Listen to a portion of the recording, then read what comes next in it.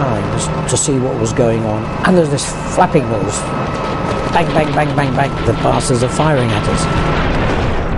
John Story made it to the roof of the building he'd escaped to. On the next roof, there was two guys shooting at the helicopter going across. And then I remember just putting the gun on automatic. So I thought I wouldn't get one chance at this. And they fell down. There was an enormous bang like a bomb going off, and a bullet came up through the right-hand chin window of the helicopter, and it took my right kneecap off. The whole helicopter just spun round on its axis. While it was doing that, I sent out a mayday call. Mayday, mayday, mayday, chopper Zulu 44 has been shot down over Temple Cliffs. And there was a slight pause, and the air traffic controller said, chopper Zulu 44, roger, out. I thought, well, he could have sounded a bit more concerned, you know. I looked down, and we were coming vertically down, and we were about 50 feet off the ground. And we came down like that and came out like that, splat, hit the ground.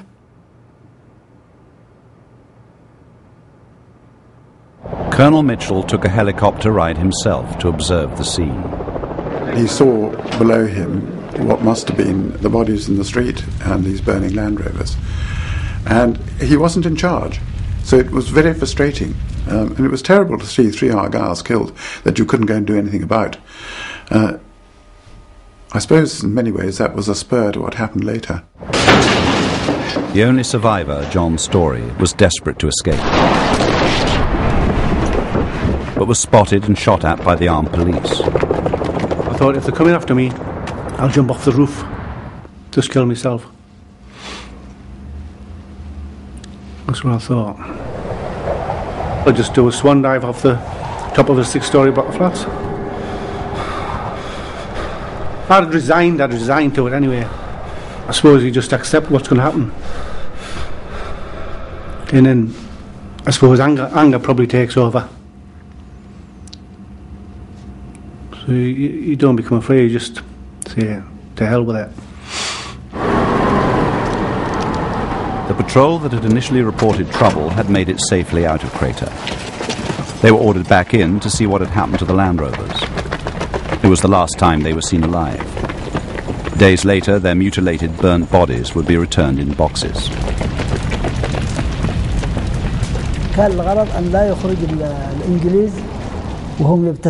The intention was to wipe the smile off the British faces, so they wouldn't leave feeling victorious, just as they made our people suffer when they occupied the south of our country. If it's a straightforward shot, dead, well, so be it, you know.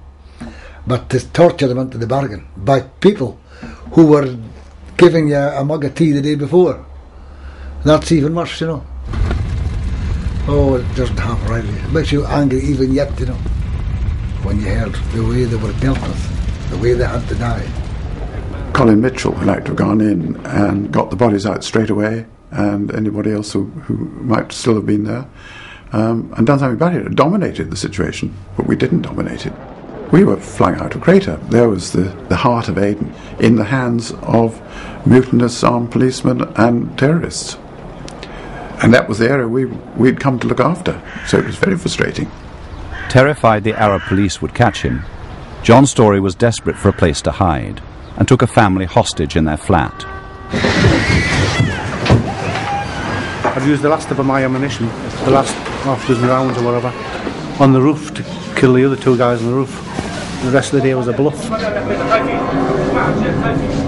I remember asking him for a drink of water. He gave me a bottle of water. I made him drink it first. I was so paranoid. You know, it was strange.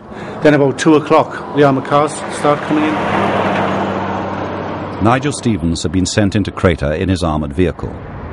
We drove up here, and coming up we saw the Land Rovers here with bodies all around them. It was a real shock, and we were under heavy machine gun. Further along as well, there were machine guns on the armed police barracks at this end, and there were machine guns at the far end.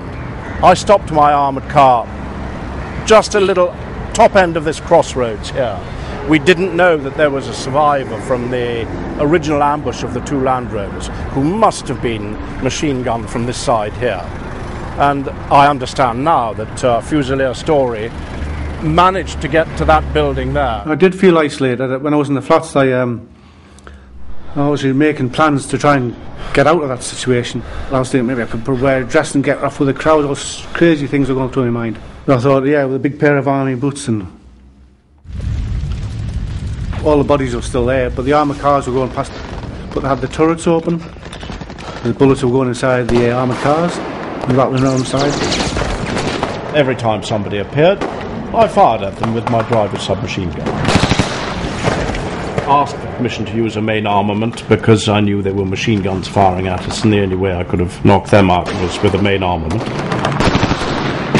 It was a difficult situation to be left in. I do remember calling up on the radio, said, "Can I have an answer? Is somebody going to answer my question? Can I use my main armament?" I probably asked 2 or 3 times. I was told to wait. It was a critical decision, absolutely. We waited here until we were eventually ordered just to get away. And we drove up through Main Pass, drove again up the dual carriageway. We barged one of the buses out of the way and drove out to the top, where we waited. And we waited. And then we were told not to go back in again. I suppose I prayed to God and said, "Get me out of this, and I'll go to church every Sunday or something." I suppose you turn to God when you're just about to die, don't you? The British soldiers were confined to manning roadblocks at the 2 entrances to Crater, much to the anger of Colonel Mitchell and the Argylls. The decision not to go in and rescue the bodies, and indeed not to use the heavy weapons of the armoured cars which we had, it was pretty shameful. It was extremely galling at the time that the British Army weren't able to get out there, wounded and they're dead, and just left them. Crater became a no-go area for British troops for weeks. Political expediency, I think it's called, isn't it? The British government felt that if you shot an Arab terrorist, that was provocative and was going to make the situation worse, and it might have repercussions anywhere else in Aden. Alone in Crater and with no prospect of rescue by the British, John Story was being hunted down. He jumped 60 feet out of the window to escape the armed police hammering on the door outside. Looked back the direction I'd come in, there was people hanging out the blocks of flats shouting, pointing to where I was, obviously shouting he's down there. But then I got into a corner and I got trapped. Outside of Crater, Middle East Command continued to follow orders from Whitehall not to go in. Snipers were sent up to the ridge. When we first went up, we were actually looking down on the bodies of the soldiers that had been killed. So, anger and frustration there at not being able to get your own men off the ground was terrible. To a man, we all volunteered to the company commander that we wanted to get back in there. We wanted to go in there and put a counter-attack in personally. And between the military and the politicians, there was a big no, no, no. It was a strict order, you will not re-enter Crater. And it was on my mind that any member of the regiment who was down there would be expecting us to go in there. That's something we've had to live with.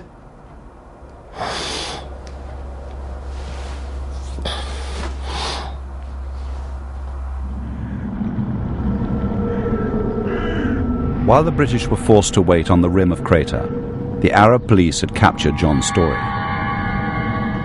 They started putting all the bodies back into a big wagon, police wagon, 3-ton wagon, and they put me in the front seat, me being the only one alive.